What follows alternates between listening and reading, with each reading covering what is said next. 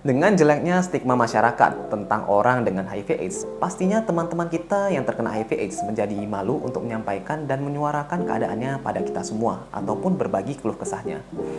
HIV/AIDS adalah penyakit yang serius dan membutuhkan perhatian khusus. Namun seringkali tanda-tanda awalnya bisa sulit dikenali. Oleh sebab itu, penting bagi kita untuk memahami tanda-tanda tersebut, sehingga kita dapat mengambil langkah-langkah yang tepat untuk perlindungan diri kita dan orang-orang di sekitar kita.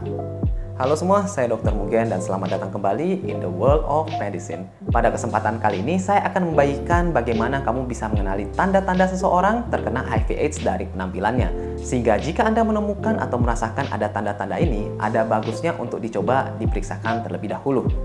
Apalagi kalau Anda tahu bahwa Anda sendiri mempunyai riwayat berhubungan secara bebas ataupun penggunaan jarum-jarum suntik. Ataupun setidaknya ilmu ini nantinya bisa Anda gunakan untuk mengenali orang-orang yang mungkin terkena HIV, terutama jika Anda bertemunya di sebuah klub malam ataupun dimanapun. Namun sebelum kita membahas tanda-tandanya, perlu diketahui mendeteksi orang yang mengidap virus HIV itu tidak gampang. Karena pada dasarnya saat orang terkena HIV, dia bisa tidak menunjukkan gejala apapun bahkan hingga 10 tahun dia terinfeksi HIV itu. Sedangkan selama itu dia bisa menularkan kepada orang lain. Hal ini karena infeksi HIV terjadi dari 3 fase. Fase akut di mana seseorang baru terinfeksi dan terpapar HIV. Biasanya orang tersebut merasa demam selama 1 bulan seperti sakit flu atau flu-like symptoms atau bahkan tidak ada gejala sama sekali ketika terjadi. Fase kronik yaitu fase setelah fase akut yang umumnya tidak ada gejala sama sekali kecuali beberapa tanda yang saya akan sampaikan berikutnya dan berlangsung selama 8-10 tahun. Dan terakhir adalah fase AIDS di mana sistem imun sudah turun sehingga inilah fase di mana gejalanya sangat-sangat jelas. Jadi saya berikan contoh ya. Anggap saja ada seseorang bernama Tuan X yang berusia 21 tahun. Dia baru saja berhubungan dengan PSK atau pegawai seks komersil yang ternyata positif HIV. 3 hari kemudian dia demam-demam dan setelah 1 bulan dia kemudian cek HIV-nya dan ternyata positif. Dia menolak minum obat dan ternyata sembuh sendiri setelah 1 bulan. Dia merasa badannya lebih sehat, tidak ada flu, tidak ada demam lagi. Nah setelah itu, dari usia 21 sampai 31 tahun, dia dapat menularkan HIV itu ke orang lain. Meskipun dia tidak ada gejala sama sekali, dia tidak merasa sakit dan dia merasa sehat dan bisa melakukan aktivitasnya seperti orang biasa. Nah jadi paham ya, HIV ini sulit dideteksi. Namun, meskipun sulit dideteksi, masih ada tanda-tanda yang bisa kita kenali kok. Nah, kira-kira tanda-tanda apa saja sih yang bisa kita temukan? Tanda yang pertama yaitu benjolan di kelenjar getah bening. Tubuh manusia terdapat banyak sekali kelenjar getah bening yang fungsinya sebagai rumah dari antibodi bagi tubuh. Pada orang yang terpapar HIV dari tahap akut hingga tahap kronik dan hingga AIDS, terkadang dapat dijumpai benjolan-benjolan tidak nyeri pada tubuhnya. Saya akan tunjukkan grafiknya atau gambar sistem kelenjar getah bening pada tubuh kita.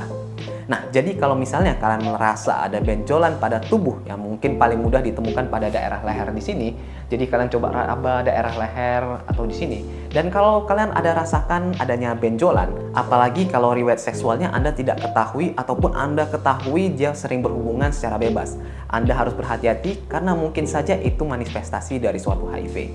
Karena kelenjar getah bening yang membesar ini merupakan tanda dari penghancuran dari sel-sel darah putih atau sel imunitas tadi. Sehingga itulah yang ditanda dengan benjolan-benjolan di leher seperti kelereng yang bisa kalian temukan di leher. Jadi kalau misalnya kalian menemukan tanda itu, berhati-hati ya. Tanda kedua yaitu kulit atau nanah pada daerah kemaluan.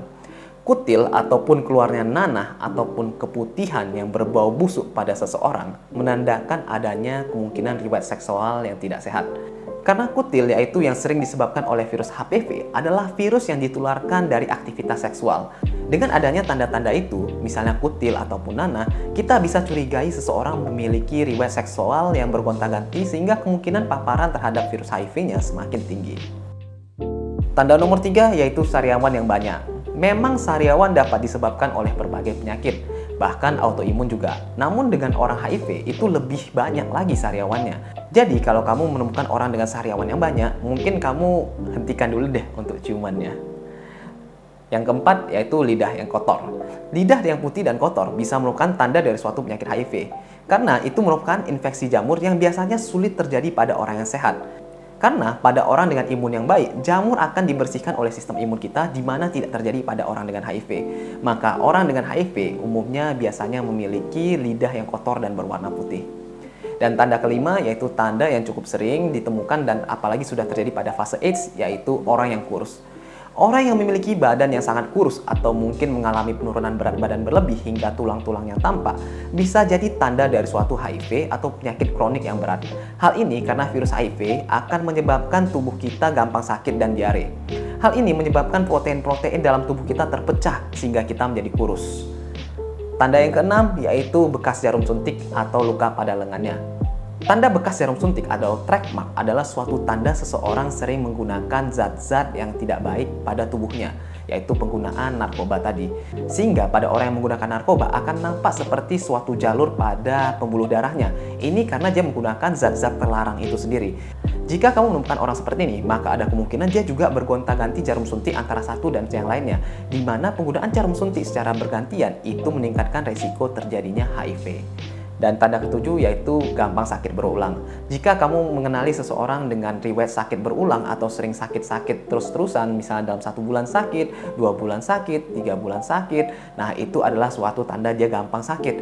Itu artinya sistem imunnya jelek. Nah bisa jadi itu disebabkan oleh virus HIV juga, meskipun banyak sekali gejala yang bisa menyebabkan ini. Nah itu dia Sobat Sehat, beberapa tanda-tanda yang mungkin dapat sedikit membantu mendeteksi dan melindungi Anda sendiri dari orang yang mungkin terkena HIV/AIDS. Meskipun yang saya sampaikan di atas tadi, gejala-gejala HIV/AIDS itu sebenarnya banyak. Bisa berupa batuk-batuk, turun berat badan, kurus, ingatan yang jelek, keringat malam, dan lain-lain. Namun gejala-gejala di atas tadi adalah berbagai tanda yang bisa membantu melindungi diri Anda sendiri, terutama kalau kalian meraba ada benjolan dan juga adanya gambaran infeksi menular seksual. Jika kalian menemukan dua itu, harus hati-hati ya. Dan ingat, jika kalian benar-benar ingin aman, ingat dengan penggunaan kondom, Anda pun bisa melindungi Anda bahkan hingga 99% loh. Jadi biasakan untuk komunikasikan pada pasangan Anda ya. Ingat, tanda-tanda tadi hanya sebagai pembantu saja dan bukan sebagai acuan pasti. Jadi kita tidak boleh menjudge seseorang itu terkena HIV/AIDS, oke? Karena semua harus tetap berdasarkan hasil pemeriksaan labor terlebih dahulu. Hanya saja tanda ini mungkin dapat membantu Anda untuk lebih waspada dan menjaga diri Anda. Dan memang terkadang tidak bisa dipungkiri bahwa seseorang yang menularkan HIV pun bisa tidak bergejala. Jadi, jika kalian merasa terbantu dengan video ini, pastikan kalian like dan share dan subscribe untuk aktifkan loncengnya ya. Kalau ada pertanyaan ataupun saran untuk video ataupun untuk saya, boleh tulis komentar di bawah ya. Dan seperti biasa, sebelum sesi ini berakhir, saya doakan semoga semua sehat selalu ya, dan sampai jumpa.